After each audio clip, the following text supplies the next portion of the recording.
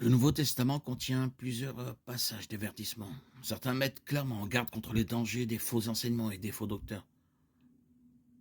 D'autres alertent les croyants sur la réalité des épreuves ou les avertissent des événements de la fin des temps.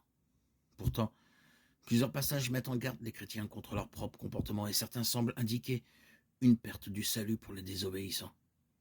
À la lumière de la doctrine de la sécurité éternelle, comment faut-il comprendre ces passages d'avertissement?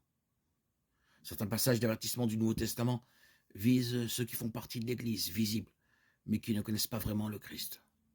Tels sont les avertissements contenus dans l'Épître aux Hébreux. L'auteur de l'Épître aux Hébreux adresse certaines de ces déclarations à de simples professeurs qui ne sont pas réellement sauvés. Hébreux 6, 4, 6 et Hébreux 10, 26. Le public cible de ces passages est celui des non-croyants qui sont associés à l'Église et qui ont été exposés à la vérité rédemptrice de Dieu.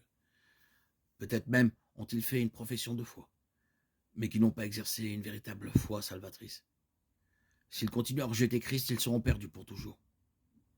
D'autres passages d'avertissement enseignent par implication la doctrine de la persévérance des saints, c'est-à-dire que ceux qui sont véritablement nés de nouveau ne renieront pas l'évangile ni n'abandonneront Christ. 1 Corinthiens 15, 1, 2. Et l'un de ces passages est « Je vous rappelle l'évangile que je vous ai annoncé, que vous avez reçu et dans lequel vous avez persévéré. C'est par cet évangile que vous êtes sauvés, si vous le retenez fermement dans la parole que je vous ai annoncée. Autrement, vous auriez cru en vain. » La clause de Paul, si vous tenez fermement la parole, est simplement sa façon de dire que tous ceux qui ont vraiment cru en Christ tiendront bon jusqu'à la fin. Ceux qui sont de faux professeurs de la foi, qui ne sont chrétiens que de nom, finiront par se détourner de l'évangile par les attaques du monde incrédule. 1 Timothée 1, 19, 20.